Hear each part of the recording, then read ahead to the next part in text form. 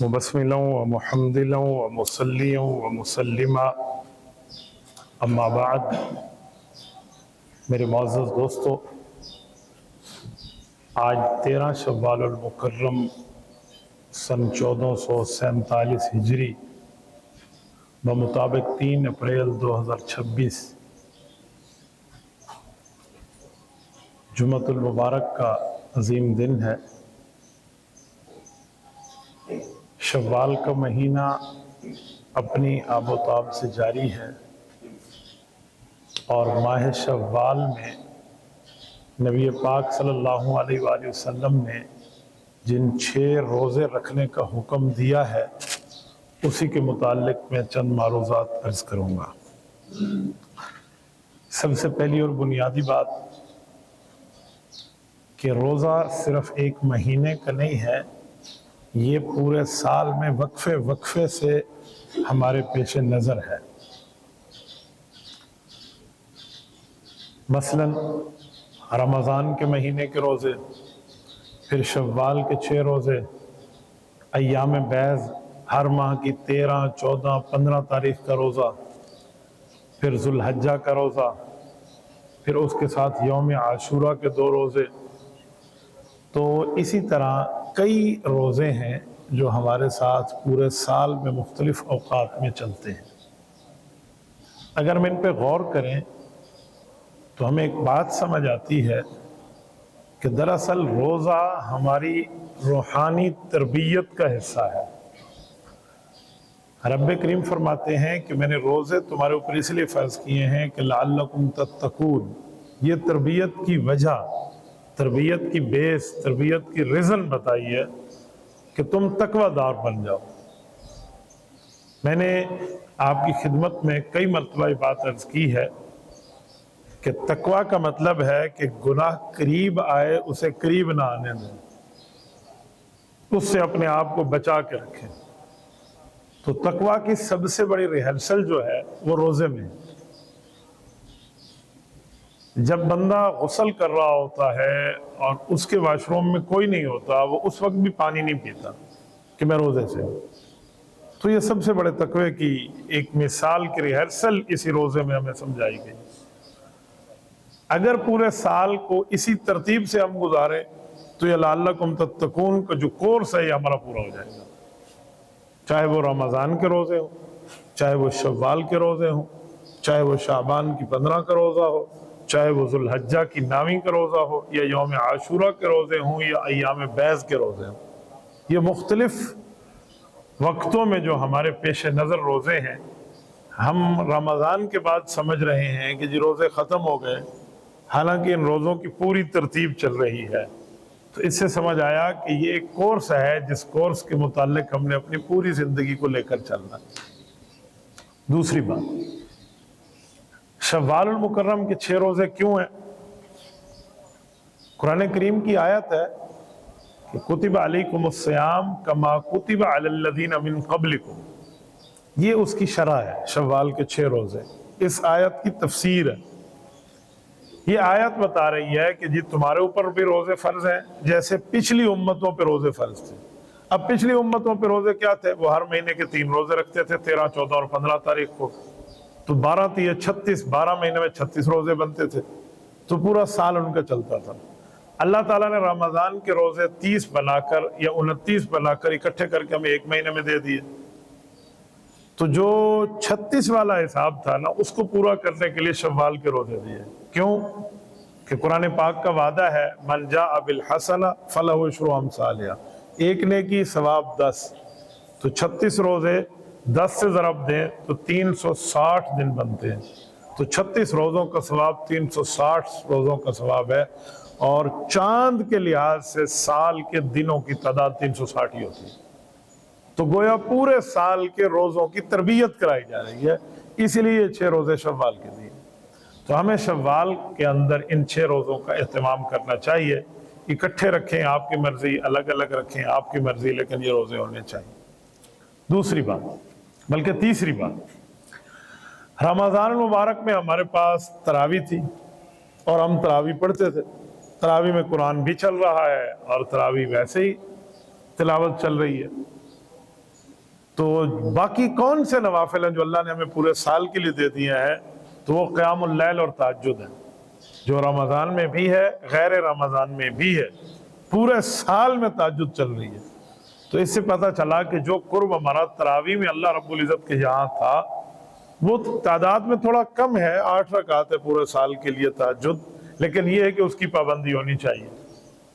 یوں نہیں ہے کہ بس رمضان میں تھا اس کے بعد چھٹی ہو گئی، نہیں، آگے ہی دیا ہے، آگے اس کو مستقل چلایا ہے۔ تو جو چیزیں رمضان میں تھی اگرچہ اس کو کم کر دیا گیا ہے مقدار میں، لیکن اس کو سال میں وقفے وقفے سے چلایا گیا۔ حضرت ام المؤمنین عائشہ صدیقہ رضی اللہ تعالی عنہا نبی علیہ الصلوۃ والسلام کے تہجد کی جو بات ارشاد فرماتی ہیں، تو صحیح البخاری میں قیام اللیل کے تحت جو حضرت عائشہ رضی اللہ عنہا نے نقشہ کھینچا ہے وہ یہی ہے کہ نبی پاک صلی اللہ علیہ وسلم کی یہ تہجد کی نماز رمضان میں اور غیر رمضان میں مسلسل چلا کرتی تھی، اور ان کی تعداد 11 تھی۔ 11 کا مطلب یعنی 8 رکعت تہجد ہے اور 3 رکعت وتر ہے۔ جس کو یقین ہو نا کہ میں نے تہجد میں اٹھنا ہے تو وہ وتر اپنے تہجد کے ساتھ ہی پڑھ لے عشاء کے۔ تو نبی پاک صلی اللہ علیہ وسلم جب تہجد میں اٹھتے تھے تو وتر آپ علیہ الصلوۃ والسلام آخر میں پڑھ لیتے۔ تو یہ 8 اور 3 11 ہو گئے۔ یہ 11 رکعتیں جو رسول اللہ صلی اللہ علیہ وسلم کی پورے سال گویا جاری رہتی ہے۔ ایک بات اور، اس رمضان المبارک میں جو ہم نے ایک تجربہ کیا، اور میں نے آپ کی خدمت میں ایک نقطہ عرض کیا تھا، اگر آپ اس پہ غور کریں تو پھر آپ کو سمجھ آئے گا کہ میں کہنا کیا چاہ رہا ہوں۔ دیکھیں، نفل اور سنت کے ذریعے اللہ تعالی ہمارے فرائض کی کمی کو پورا کریں گے۔ تو میں نے عرض کیا تھا کہ وہ کون سے نفل ہوں گے جن سے فرض کا جبیرہ کیا جائے گا، کمی پوری کی جائے گی؟ تو کوئی سے نفل بھی ہو سکتے ہیں، لیکن ہونے وہ نفل چاہیے جو ہو نفل اور ثواب ان کا فرض کے برابر ہو، تو وہ رمضان مبارک کے نفل ہے۔ حضور صلی اللہ علیہ وسلم نے فرمایا من تقرب فیہ بخصلۃ کان کمن ادی فریضۃ فیما سوا۔ رمضان میں جو بندہ نفل پڑھتا ہے اس کو فرض کے برابر ثواب ملتا ہے۔ اور ہم ایک دن میں فرض کتنے پڑھتے ہیں؟ آپ کو بھول گیا ہے؟ 20 فرض ہم پڑھتے ہیں نا، 17 فرض اور 3 وتر ہے۔ تو اب دیکھیں، صبح کے 2 فرض ہیں، ظہر کے 4 ہیں، کتنے ہو گئے؟ عصر کے 4 ہیں، کتنے ہو گئے؟ مغرب کے 3 ہیں، کتنے ہو گئے؟ عشاء کے 4 ہیں، کتنے ہو گئے؟ 17۔ اور جو وتر ہے یہ حکماً تو واجب ہے نا، لیکن عملاً فرض ہے، کیونکہ اگر اس کو چھوڑ دیا تو اس کی قضا لوٹانی ہوتی ہے۔ تو 17 اور 3 تو 20 رکعتیں گویا فرض کی ہم ایک دن میں پڑھتے ہیں۔ اب ان فرائض میں کمی ہو تو ہمیں پھر 20 رکعت نفل وہ چاہیے جو ہو نفل ثواب فرض کے برابر ہو، اس لیے تراویح 20 رکعت ہے تاکہ ان 20 کی کمی وہاں سے پوری ہو جائے۔ میں نے کہا یہ عقل بھی مانتی ہے اگر ہم روایات کو نہ دیکھیں تو اس درجے کا ہے۔ یوں اسی طرح اگر ہم پورے سال میں دیکھیں تو نوافل جو ہماری نمازوں کے ساتھ دے دیے گئے ہیں وہ نوافل، اور جو تہجد دے دیے گئے ہیں یہ نوافل، یہ جبیرہ کر کے ملا کر ہمارے فرائض کی کمی کو پورا سال میں پورا کر دیا جائے گا۔ اور جو نفلی روزے ہیں یہ نفلی روزے پورا کرنے کا سبب بنیں گے، جو فرضی روزے کے اندر کوئی کمی بیشی ہو گئی تھی تو اس کے پورے کا سبب بنیں گے۔ تو اس پہ شوال کے 6 روزے ہیں، یہ ڈال دیے گئے ہیں۔ تو ہمیں اس پر کچھ سوچنا بھی چاہیے اور دیکھنا بھی چاہیے۔ اگر ہمارا دل بالکل کسی روزے رکھنے پہ نہیں مان رہا تو پھر ناراض نہ ہوں، میرا تجربہ یہ ہے پھر ہم نے رمضان مبارک کے روزے کو اپنے کندھے سے اتارا ہے، رمضان کے روزے نہیں رکھے۔ اگر رکھے ہوتے نا تو پھر ہمارا جی کرتا کہ ہمیں اور بھی نفل رکھنے چاہیے۔ ایک ہے نفل روزہ رکھنا، ایک ہے نفل روزے کا معاملہ گزارنا اور ہوتا ہے، رکھنا اور ہوتا ہے۔ اچھا، پھر آج کل کے جو دن ہیں ان دنوں میں روزہ رکھنا کون سا مشکل ہے؟ اگرچہ اپریل شروع ہے لیکن آپ موسم کے حساب سے دیکھیں تو موسم بہار ہے، اور موسم بہار میں زبردست بارشیں ہیں، تو وہ جو پیاس کا معاملہ ہے شاید وہ بھی محسوس نہ ہو۔ رمضان کے درمیان میں اتنی ٹھنڈک نہیں تھی جو رمضان کے بعد رب کریم نے ہمیں ٹھنڈک عطا فرمائی ہے۔ موسم پر بندہ اپنا تبصرہ کرنا چاہے تو کر لے، لیکن شرعی لحاظ سے نبی علیہ الصلوۃ والسلام نے سردی کو مومن کے لیے تحفہ فرمایا اس کے دن چھوٹے ہیں، رات لمبی ہے، تو رات میں عبادت زیادہ ہو سکتی ہے۔ اور پھر دن میں روزہ رکھا جا سکتا ہے کہ اس میں پیاس کی شدت نہیں ہے. کئی وجہوں سے نبی علیہ الصلوۃ والسلام نے شتاء کو تحفۃ المومن فرمایا. تو ہمیں ان دنوں سے فائدہ اٹھانا چاہیے. شوال کے مہینے ہیں تو شوال کے اس مہینے کے 6 روزے ہیں, مختلف اوقات میں بندہ رکھ لے تو 30 رمضان کے اس دفعہ ہمارے 30 پورے ہیں, 6 یہ ہو گئے 36, اور 36 کو 10 سے ضرب دے تو 360, یہ پورے سال کے روزوں کی ترتیب بن جائے گی. رب کریم ہمیں عمل کی توفیق عطا فرمائے. جزاکم اللہ تعالی وآخر دعوانا ان الحمد للہ رب العالمین. آپ تشریف رکھیں, میں ایک اعلان کر لیتا ہوں. میں نے آپ کی خدمت میں عرض کیا تھا کہ آج کل انٹرنیٹ پر لوگ حدیث بخاری جو ہے جسے 2812 کا نام دے کر حضرت معاویہ رضی اللہ تعالیٰ پہ اعتراضات کرتے ہیں کہ حضرت معاویہ رضی اللہ تعالیٰ عنہ نعوذ باللہ یوں ہیں, حضرت عمار کے قاتل ہیں, فلاں ہیں, مختلف قسم کے لچر بازی کی گفتگو ہے.